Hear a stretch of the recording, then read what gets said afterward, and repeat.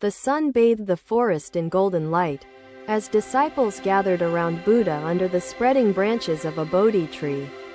A soft breeze whispered through the leaves, carrying with it the scent of earth and blooming flowers. The disciples sat cross-legged, their hearts eager to hear the wisdom of the enlightened one. Among them, Anand sat restless, his eyes searching for solace in Buddha's serene gaze. "Master," Anand began, his voice trembling with unspoken doubt, "I feel lost, as if I am not living my true purpose." Buddha's eyes rested gently on Anand, his expression calm and unyielding like the ocean before a storm. His voice, warm and steady, broke the silence. "Anand, the sense of being lost arises when one's heart and actions are not aligned." Anand bowed his head slightly, his turmoil spilling out. "I seek my purpose, but it eludes me, slipping through my grasp like water through fingers." Buddha listened intently, his presence a grounding force. And after a moment, he spoke, "Purpose is not a thing to be grasped. It is a light to be uncovered within." The disciples leaned closer, their breaths synchronized with the stillness of the forest around them. Buddha continued, "Do you see the stream that flows beyond the trees? It does not resist the land it traverses." Anand nodded, his mind visualizing the gentle stream, meandering through rocks and roots with unyielding determination. "Just as the stream flows naturally," Buddha said, "so must you allow your spirit to flow without resistance." The weight of these words filled the air, sinking deep into the hearts of those present. Anand looked up, his expression betraying a glimmer of understanding. Yet questions lingered. "But Master," Anand asked hesitantly, "how do I know the direction my spirit must flow? What if I falter and fail?" Buddha's gaze met Anand's with profound compassion, his voice resonant like the deep hum of the earth. "The spirit's direction is guided by truth, and truth arises from clarity of mind and purity of heart." Anand's lips parted as if to speak, but Buddha raised his hand gently, signaling him to pause and reflect. "Anand," Buddha said, "sit beneath the tree and let its stillness teach you the art of being present." The disciples watched as Anand folded his hands in gratitude before retreating to the shade of a nearby tree. His heart heavy with contemplation, Buddha turned to the gathered disciples, his voice addressing them all. "Do not confuse purpose with ambition, for the former brings peace while the latter sows restlessness." His words cascaded like gentle rain, nourishing the seeds of awareness in the minds of his followers. "The world," Buddha said, "is a vast ocean of distractions, tempting the soul away from its path with illusions of fulfillment." "Master," a young disciple interjected, his tone ripe with curiosity, "how do we discern between illusions and true purpose?" Buddha's serene expression did not waver as he replied, "By observing life as it is, and not as we desire it to be." The disciples nodded, their faces reflecting the resonance of these teachings. "The mind," Buddha continued, "is like a lamp obscured by layers of dust. To see clearly, one must wipe it clean." The young disciple asked, "And how do we clean the mind, Master?" Buddha's lips curved into a soft smile, his eyes shining with understanding. "Through mindfulness, compassion, and the practice of letting go." A gentle stillness enveloped the gathering, each disciple digesting Buddha's words, their hearts seeking to anchor the wisdom within. Anand, under the shade of the tree, closed his eyes and let his breaths deepen, his mind dancing between doubt and clarity. His thoughts were interrupted by the rustling of leaves as Buddha approached him. Sitting gracefully by his side, "Anand," Buddha said softly, "tell me what the tree has taught you in its silent stillness." Anand hesitated, his voice low.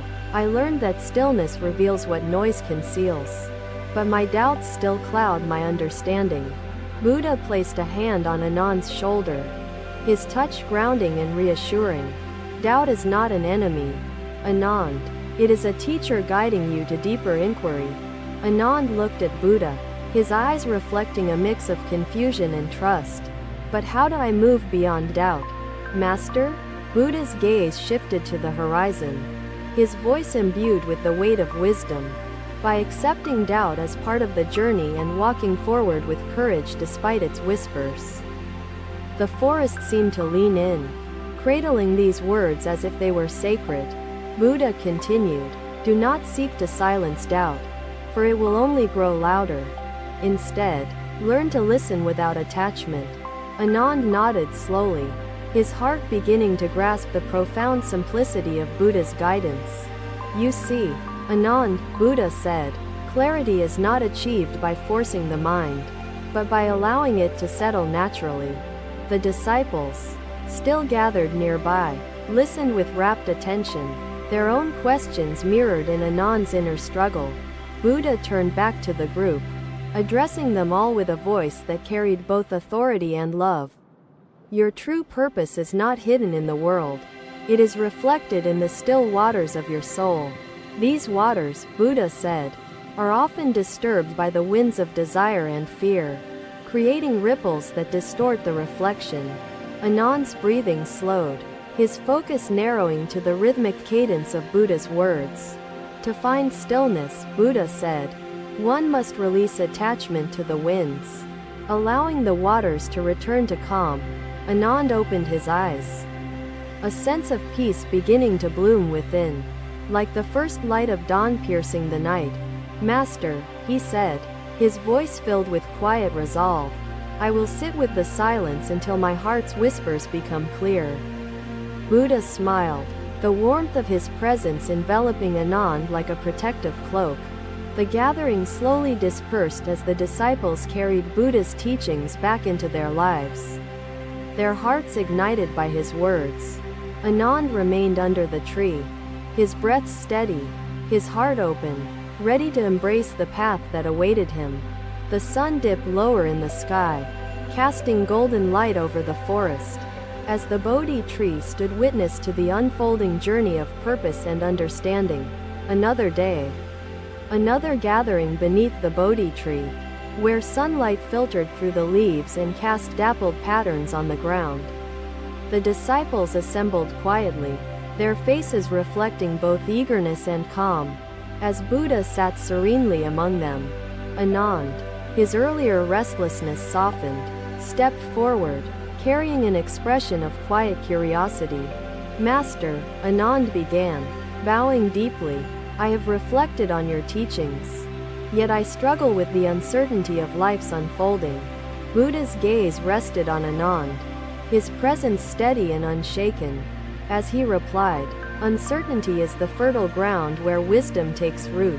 The disciples listened attentively, their breaths quiet, their minds absorbing each word with reverence. Buddha gestured toward the distant mountains, their peaks shrouded in mist, and said, "Do you see how the mountains stand unwavering?" The disciples nodded, their eyes following the line of Buddha's hand to the majestic peaks that rose against the sky.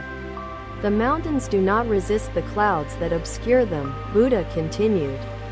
"Yet their essence remains unchanged, untouched." Anand's expression shifted, a flicker of understanding crossing his face, though his doubts still lingered at the edges of his heart. "Master," he asked, "how do we remain as steady as the mountains when uncertainty clouds our path?" Buddha's lips curved into a soft smile, his voice as gentle as the rustling leaves. "By embracing uncertainty as a teacher rather than fearing it as an adversary." The disciples exchanged glances, their minds churning with this wisdom. As Buddha continued, "Let me tell you a story of a wandering merchant and the wisdom he discovered." The forest seemed to lean in, its stillness deepening as Buddha began his tale, weaving words that painted vivid images in the minds of his listeners. "Once," Buddha said, "there was a merchant who traveled far and wide, seeking treasures to fill his life with value." The disciples leaned closer, their attention riveted to the unfolding story, their hearts attuned to its deeper meaning. "Despite his wealth," Buddha continued, "the merchant felt a void within him, a sense of emptiness he could not escape. One day, Buddha said, his voice steady, the merchant encountered a wise hermit living in a secluded grove, surrounded by nature's quiet beauty. The disciples' imaginations conjured the scene: a humble hut, the sound of birdsong, the presence of peace undisturbed by the world. The hermit asked, Buddha recounted, "Why do you wander so? Carrying treasures that weigh heavily on your soul?" The merchant replied, Buddha said, "I seek jewels to fill my life with meaning and purpose. Yet the void remains unfilled." Anand's breathing slowed as he listened, his mind drawn to the parallels between the merchant's search and his own. The hermit smiled, Buddha continued, and handed the merchant a simple pebble, saying, "This pebble is the rarest jewel." The merchant looked at the pebble in confusion and asked. Buddha recounted, "How can this ordinary stone hold any value?" The disciples leaned forward, their anticipation mirrored in their attentive postures, eager to grasp the lesson within the tale. The hermit replied, Buddha said, "Its value lies in what it teaches, that true worth is not in treasures, but in stillness." Buddha paused, his eyes sweeping across the disciples, allowing the weight of the story to settle in their hearts.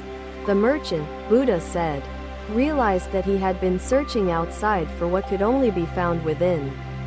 Anand's brow furrowed slightly as he absorbed this, the depth of the story resonating within his unsettled spirit. "Master," Anand asked, "how do we cultivate this stillness when the mind is restless and the heart is heavy with seeking?" Buddha's gaze softened, his voice imbued with warmth and reassurance. "Through presence, Anand, and through trust in the unfolding of life's mysterious design." The disciples nodded, their hearts seeking to embody the essence of these profound words in their own lives. Buddha gestured toward a nearby stream, its gentle waters flowing over smooth stones, its surface glinting in the sunlight. "Look at the stream," Buddha said, "and observe how it flows without resistance, its journey shaped by the terrain it encounters." The disciples turned their attention to the stream, its serene flow a mirror to the wisdom of Buddha's teachings. Like the stream, Buddha continued, "You must surrender to the present moment, allowing it to guide you with grace." Anand's shoulders relaxed slightly, the tension within him easing as he absorbed the profound simplicity of Buddha's message. "Resistance," Buddha said, "is the source of suffering, while acceptance opens the heart to joy and clarity." Anand bowed his head in gratitude, his voice steady as he said, "Master, I will strive to surrender and trust, though the path still feels unclear." Buddha placed a hand on Anand's shoulder, his touch grounding and compassionate. "The path becomes clear not through force, but through gentle perseverance and open-hearted exploration." The forest seemed to hum with quiet agreement, its natural harmony a testament to the truth of Buddha's teachings. The disciples remained seated, their breaths synchronized with the stillness of the moment, their hearts alight with the wisdom shared. Buddha's voice resonated softly, "Purpose is not something found in the future. It is something lived fully in the present." These moments, Buddha said, each one hold the seeds of purpose and meaning, waiting to be tended with mindfulness. Anand lifted his gaze, his eyes reflecting a newfound determination, his spirit ready to embrace the unfolding journey. "Master," he said, his voice steady, "I will walk the path with trust and openness, allowing it to reveal itself in time." Buddha smiled, his presence radiating a sense of peace and assurance. As he replied, "Each step you take is a step toward home." The disciples dispersed slowly, their hearts carrying the teachings of the day, their spirits buoyed by the wisdom they had received. Anand lingered under the Bodhi tree, his thoughts quiet, his breath steady, his purpose beginning to take shape. The sun sank lower in the sky, casting long shadows across the forest. As the teachings of Buddha echoed softly in the wind, the gathering ended, but the journey continued, each disciple walking their path with a heart full of trust and a mind open to truth. Another day. Another sunrise kissed the forest with warmth. As the disciples gathered once more under the sprawling Bodhi tree, the air carried the fragrance of blooming flowers, while the gentle rustle of leaves sang harmony to the morning stillness.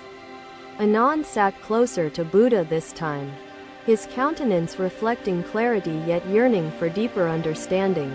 "Master," Anand began softly, his voice imbued with sincerity, "I feel ready to begin living my purpose. But where do I start?" Buddha's gaze settled on Anand, his expression radiating warmth and encouragement. "Purpose begins with the heart's commitment and unfolds through mindful action." The disciples leaned closer, their breaths synchronizing with the tranquil rhythm of the surroundings. "Action," Buddha said, his tone steady as flowing water, "is an expression of purpose. It bridges intention and reality with conscious effort." Anand's eyes sparkled with intrigue, yet his lips parted with hesitation, seeking guidance on the next step. "Master," he asked, his voice steady, "how do I turn intention into action without losing sight of my true purpose?" Buddha's expression softened, his presence grounding, as he replied, "Through compassion, Anand, and the understanding that your actions ripple outward to others." The disciples nodded, their minds grasping this profound truth, their hearts yearning to embody such wisdom in their own lives. Buddha continued, "Let me tell you of a farmer who learned the power of mindful action." The disciples sat in attentive silence, the forest seeming to pause with anticipation of the story Buddha would share. "Once," Buddha began, "there was a farmer who toiled day and night to sow seeds and reap the harvest of his efforts." Anand's mind conjured the image. A man bent over his fields, sweat tracing lines down his face, hands calloused from labor. Despite his hard work, Buddha said, the farmer often found his crops withered, his soil hardened, his labor yielding little fruit. The disciples leaned forward slightly, their hearts attuned to the farmer's plight, sensing the wisdom unfolding within the tale. One day, Buddha continued, a wandering monk passed through the farmer's village and observed his toil. The monk approached the farmer, Buddha said, and asked, "Why do you labor so, yet find only hardship in return?" Anand's brow furrowed slightly, his heart resonating with the farmer's predicament and the curiosity ignited by the monk's question. The farmer replied, Buddha recounted, "I work with all my strength, yet nature seems to resist my efforts." The monk smiled, Buddha said, and pointed to a nearby river, its waters flowing gently and steadily without resistance. Anand's mind painted the scene, a shimmering river winding through the landscape, its presence soothing in its tranquility. "You must learn from the river," Buddha quoted, "to flow with nature rather than against it." The farmer, Buddha continued, watched the river closely, observing how it nourished the land it touched without force or resistance. The disciples exchanged glances, their hearts aligning with the farmer's awakening, their minds mirroring his curiosity about mindful action. The monk advised, Buddha said, "Cultivate your field with care and patience, honoring the nature that sustains life." The farmer embraced the monk's wisdom, Buddha said, and learned to nurture his soil with gentleness, his crops thriving in due time. Anand's breathing deepened, his spirit absorbing the lesson, his heart eager to channel such mindfulness into his own actions. "Master," Anand asked, his voice steady, "how do we ensure our actions align with compassion?" Buddha's gaze met Anand's with profound kindness, his voice resonating with assurance. "By asking how our actions serve others and foster love." The disciples nodded slowly, their eyes reflecting the understanding that purpose and compassion walk hand in hand. "Each act," Buddha said, "holds within it the potential to inspire, heal, and illuminate the path for another." "Master," a disciple interjected, his tone ripe with curiosity. How do we act without expecting rewards or recognition? Buddha's serene expression did not waver, his voice clear and calm. By acting as the river flows, giving without attachment, nourishing without expectation. Anand closed his eyes briefly, his heart embracing the depth of Buddha's guidance, his mind quieted by its simplicity. Buddha gestured toward a nearby grove, where sunlight filtered through the leaves, bathing the earth in golden light. Do you see how the trees stand tall? Buddha asked, giving shade and fruit without seeking gratitude or praise. The disciples turned their attention to the grove, their souls attuning to the quiet humility of nature's gifts. Like the trees, Buddha said, your actions must be rooted in humility, allowing purpose to blossom without ego or desire. Anand's lips curved into a soft smile, his spirit beginning to grasp the profound truth woven into Buddha's teachings. Purpose thrives, Buddha continued, when actions are guided by the intention to uplift, nurture, and serve. The disciples exchanged glances, their minds ignited by the wisdom shared, their hearts seeking to embody its essence in life. Anand raised his gaze to Buddha, his eyes reflecting gratitude and determination. Master, I will commit to serving others with kindness. Buddha's lips curved into a smile, his presence radiating encouragement. That commitment is the seed from which true purpose grows. The forest remained quiet, the air filled with the resonance of Buddha's teachings, the disciples' hearts alive with newfound clarity. Anand bowed deeply, his voice steady and sincere. Master, thank you for guiding me. My path now feels illuminated with understanding.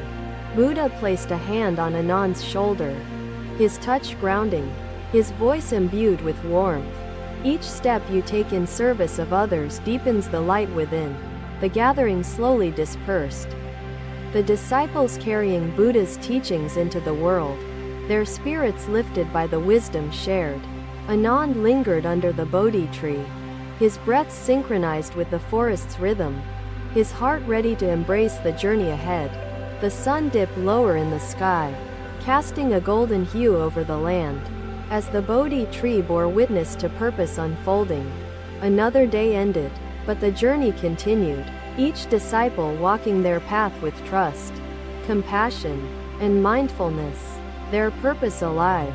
Thank you for watching. Buddha's teachings are always with you.